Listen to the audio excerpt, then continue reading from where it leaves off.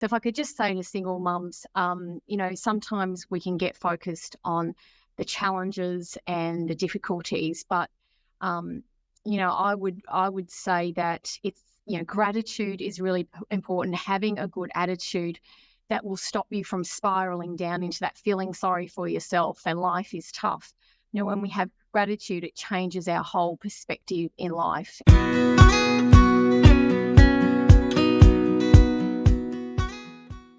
Welcome to the Property Management Podcast. Thank you so much for being here. Now, if you are struggling with all things property management right now, know that you are not alone. And if you want a really quick, easy, and time-efficient way to work out exactly what training and support you need, why not jump on over and take a look at my website, thatpropertymum.com.au. There is everything from resources like BDM bundles with template letters, checklists, and scripts for new business cold calls. There's also social media trainings on there and rent roll growth tools as well. There's literally something for every budget, and they are the exact tools and resources that I use inside my own real estate business. So be sure to let me know if the help you need is not on my website, which I'm confident it will be, as I'm sure I will be able to point you in the right direction to a solution. So please reach out to me either on Instagram DM or feel free to send me an email at kylie@thatpropertymum.com.au. Now, let's move on to this episode. And I am really excited about my conversation with my guest today. So strap yourselves in because we're talking all about single mum life, infidelity, overcoming grief and trauma, and how to turn it all around and live a life full of passion and purpose. And if you are in the trenches of your own life turmoil right now, know that there is light at the end of the tunnel and you are not alone on this path. Sometimes life just doesn't end up where we thought it would. Our happily ever afters sometimes turn into nightmares. But don't give up. And here's an inspiring story on why you just need to keep going, on how you can develop your resilience, shift your mindset, learn gratitude, that you can move on and live your life with happiness and success. So let me introduce you to Louise Mathison. She is the author of Living My Best Single Mum Life. And in her amazing book, she shares her heartbreaking journey of discovering her husband's unfaithfulness, making the decision to divorce, and raising 2 young girls on her own with virtually no support. Louise has over 30 years of business and leadership experience, having worked for major corporate real estate firms in Sydney for most of her career.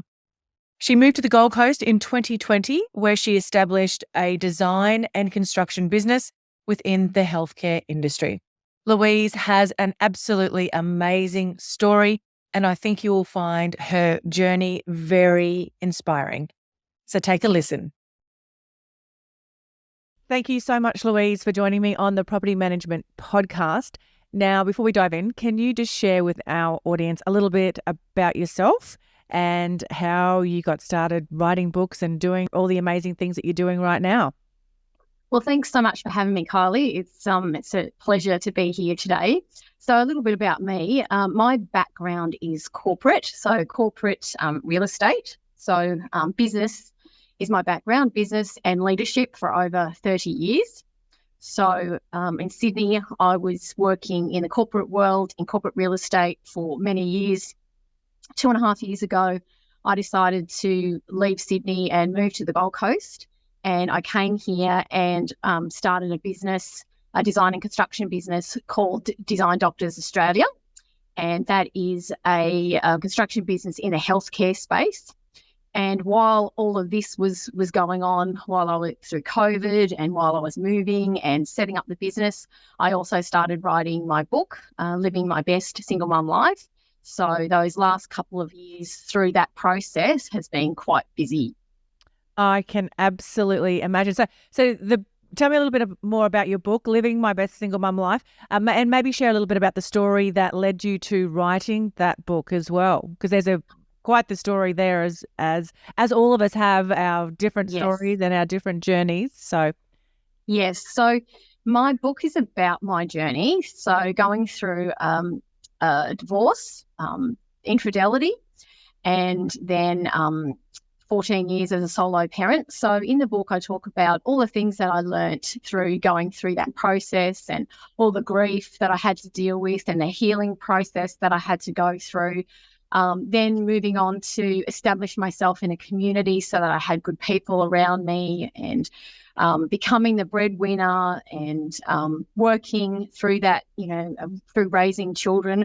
With my story, my ex-husband we didn't have any shared care. So I looked after my girls 24 hours, 7 days a week. So I basically raised them by myself. I worked full time. As I said, in a corporate role, I was leading teams and managing people. So the teenage years were very busy for me because I was raising teenagers at home, but also managing teams at work.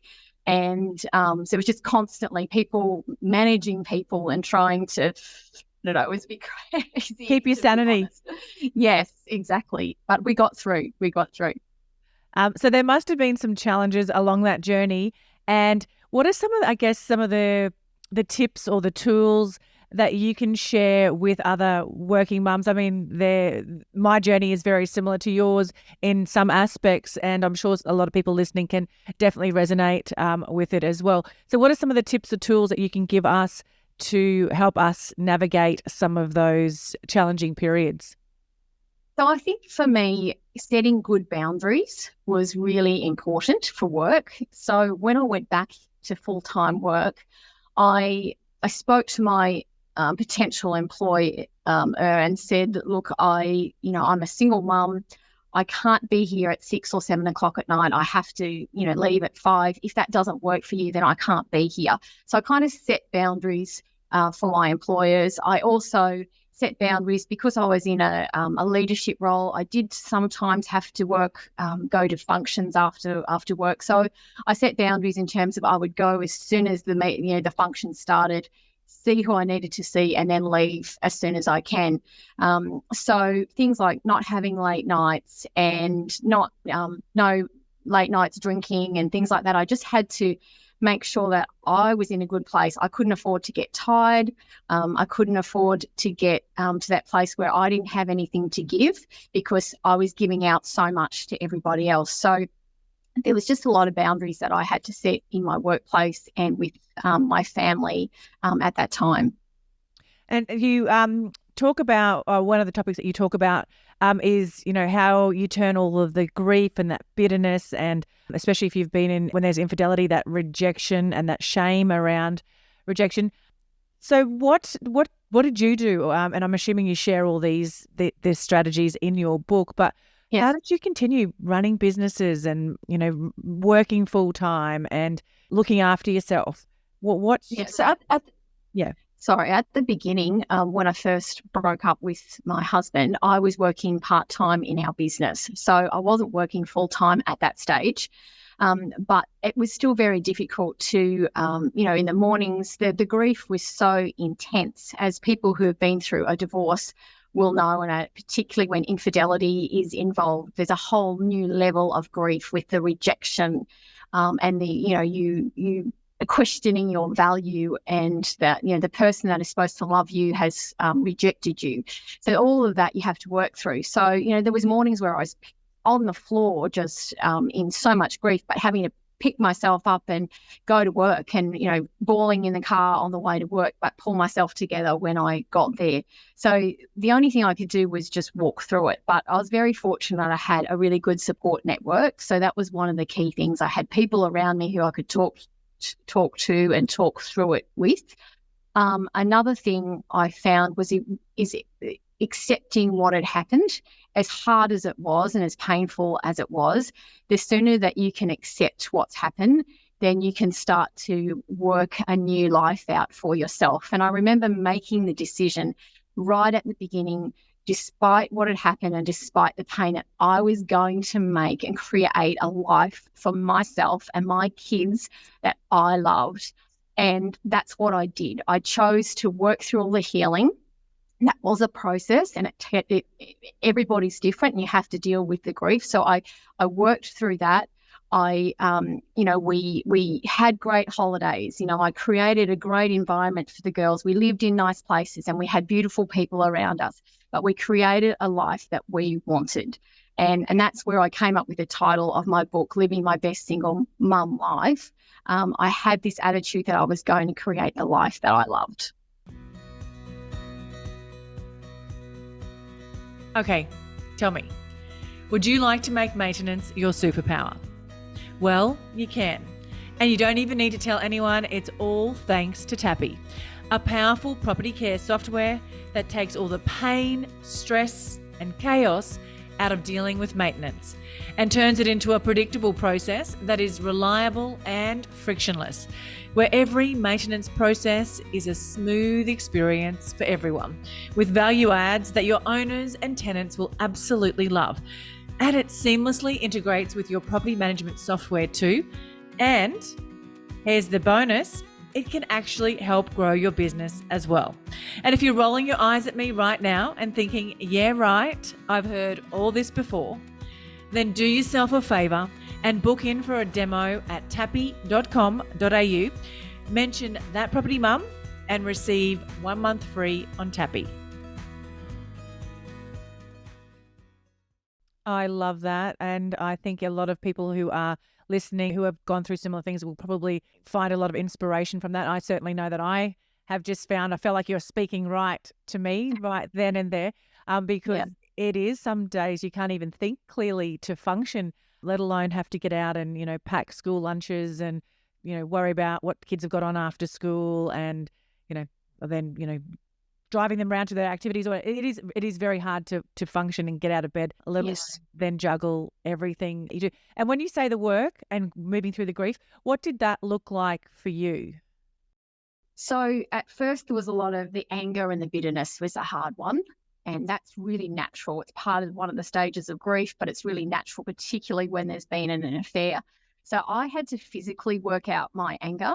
That was one thing I had to do. So I walked a lot and, walked. And I know if I could have boxed, I would have, I was hopeless at boxing, but if I had have boxed, I think that would have been a great way to work through it.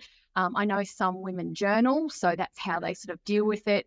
For me, it was debriefing with friends and counsellors and things like that.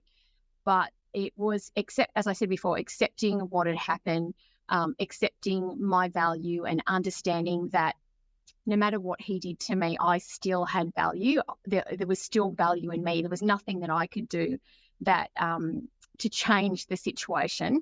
But just because he rejected me didn't mean I didn't have value. I have and always will, as the same as all you women. We all will always have value, no matter what people say or what people do to us. And so it was coming to terms with accepting that I was valuable. I had something to offer my children and the people in my area of influence, that I had these great talents and these abilities, and it was more than what he thought and what he did. I was a valuable woman in who I was.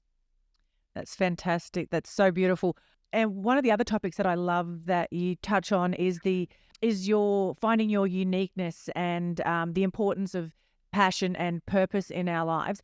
Can you share more about this? Because this, I think, will be a very valuable conversation for the people in our audience, because property managers are very people-pleasing. We like helping others in, service, but sometimes all of that giving means that we've got very little left in our tanks for ourselves, and we tend to put ourselves last a lot, let alone if there is then a trauma, like a marriage breakdown, infidelity on top of that. When you're already operating on empty, it's even harder, I think. Yes. And I think that for me is key to life, is we've all been born with these talents and unique abilities. And over the years, we've developed skills, and that makes up the unique us. So there's also our unique personality and all of that, our passions, and all of that comes together to make the unique you. And what that does, once you start to understand and get to know the unique you, which is really important, once you know, there's a confidence that comes with that. And then there's also this being able to understand what your purpose is And when you can really start to get a grip on what your passion and your purpose is, that gives you a reason to get out of bed every day, and it gives you your life meaning. So if you can find your passion, even in amongst the craziness of life, and that happened to me, I had to find that place where I could just have that little bit of time for me, the thing that I loved doing, the thing that gives me energy. And so I think that's really important to really just dig deep to get to know who you are, because we all have so much to offer. We've all got these, as I said, these talents and these abilities that we've got so that we can use to influence the world around us. So when you think about that, it actually gives you so much value, because you have something to offer your world. You're created uniquely to offer your talents to your area of influence. And that just gives your life meaning. And it's as you say, it's service to others. There's a contentment and a joy that comes with that. And I know for me, I don't want to get to the end of my life and think I lived a selfish life. I want to be able to get to my end of my life and go, oh, I actually served others. I actually made a difference. I had an impact, and my life had some significance. There's been so much talk of stress, overwhelm, and burnout in property management lately. Do you want to know how I overcame all of that? Yes, I hit rock bottom multiple times, but I got myself a virtual assistant. Actually, not just one, but 3. But I didn't just get any VA, I got a PMVA. What are they? Well, they are the most well-trained in the business. And not only that, you also have a backup VA, so that essentially your business is never without admin support ever again. And my health, time, and business has never looked back. Your PMVA can take care of tasks like rent arrears, lease preparation and renewals, maintenance follow-up, routine inspection bookings, data entry, audits, prospecting, inbox management, and so much more. And the best part of implementing a PMVA in my business was that it freed up my time and my team's time to take care of important things like customer service. What makes me feel so safe is that PMVA is owned by Tiffany Botel, both here and in the Philippines, making my data secure and giving me more control over the VA arrangement. So head to the link in the show notes to book in your discovery call with Lady Boss Tiff.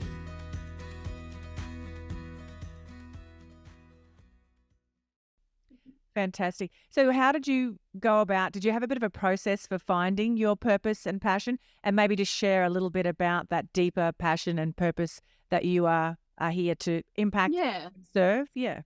So growing up, I wasn't very good at anything. I wasn't one of these kids that stood out. I didn't, I wasn't a high achiever at school. I wasn't great at sport. I wasn't great at music. And I naturally thought, well, I'm not good at anything because I didn't stand out. No one said, oh, Louise was good at that. But it wasn't until I was in my early 20s that I just had this strong sense of purpose, and I just didn't want to have and live an ordinary life. And so I started finding out. I did some personality, the Myers-Briggs personality tests online. I did a course that took me through understanding my talents, and through that process of doing these things, which anyone can do online, things like the VIA strength tests. You can go to the VIA website, VIA. That's got some fantastic character strengths tests that you can do.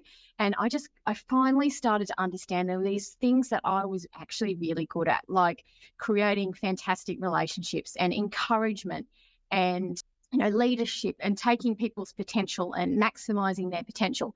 And so finally I started to understand my value, that I had value because I had these things that I was actually good at. And so for me, it's as simple as little things that bring me joy, like having a coffee with a friend and just being able to encourage them, or it's coaching team members at work, setting goals with them, or it's just doing something like this or writing my book. Those things bring me joy. So I had to find those little moments where I could actually live my passion, where that would bring me contentment in amongst the craziness of life. That is so good. I think that is really powerful and valuable.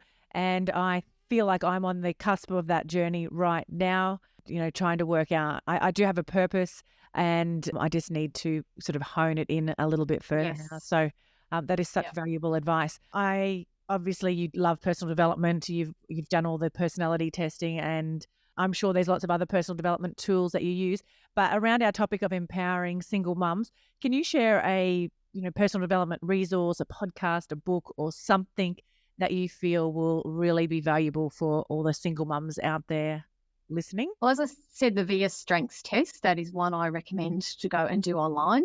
But also I read a book recently, The Happiest Man on Earth by Eddie Jaku, and I highly recommend that book because he was a guy that wrote this book. I think he must have been 100 when he wrote the book, and it's a bestseller. And his story is just unbelievable through what he's been through and the positive attitude that he had, the gratitude for the life that he lived despite, he was a Holocaust survivor, and it just changes your whole perspective.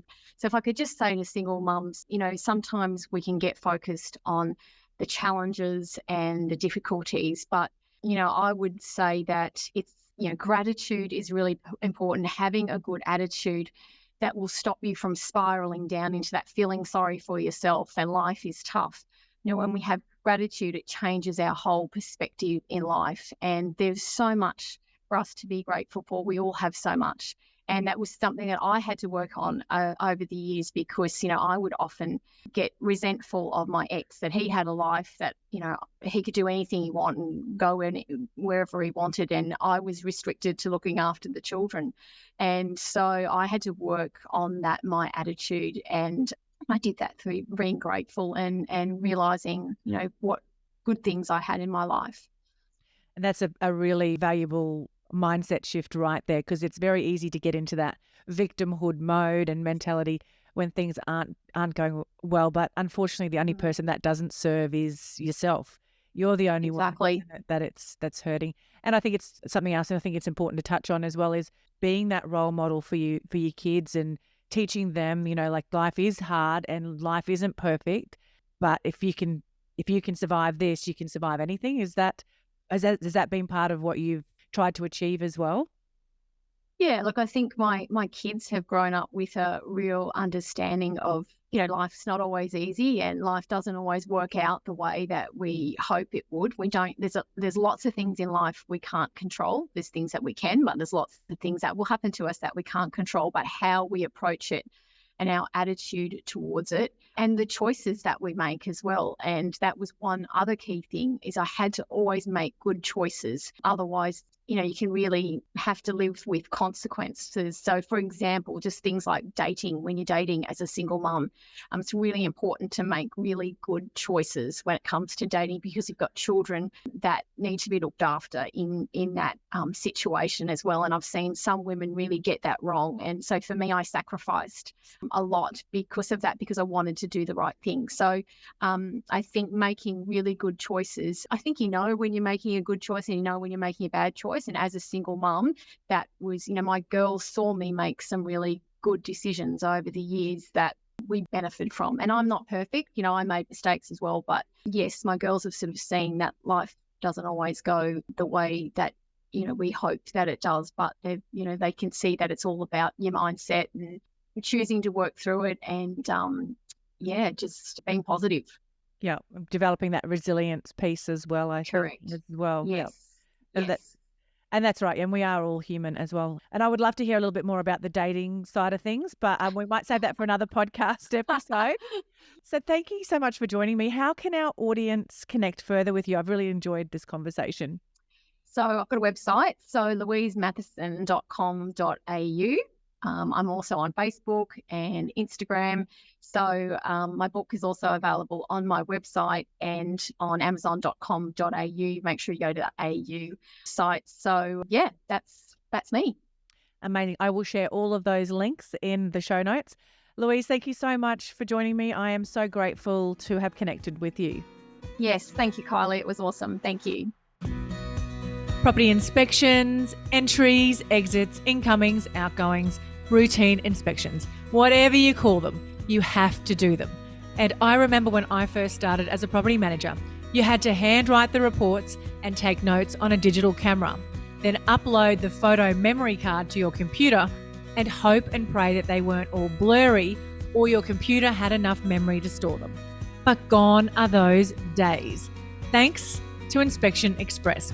Now, Inspection Express is not only the number one tool used by leading property managers across Australia and New Zealand, but the leader in groundbreaking new tech in the industry with the launch of 360-degree virtual tours. Now, virtual tours is upping the ante, giving landlords, owners, and directors unparalleled 360-degree virtual access to their properties. So head to the link in the show notes to book in your free demo with Inspection Express.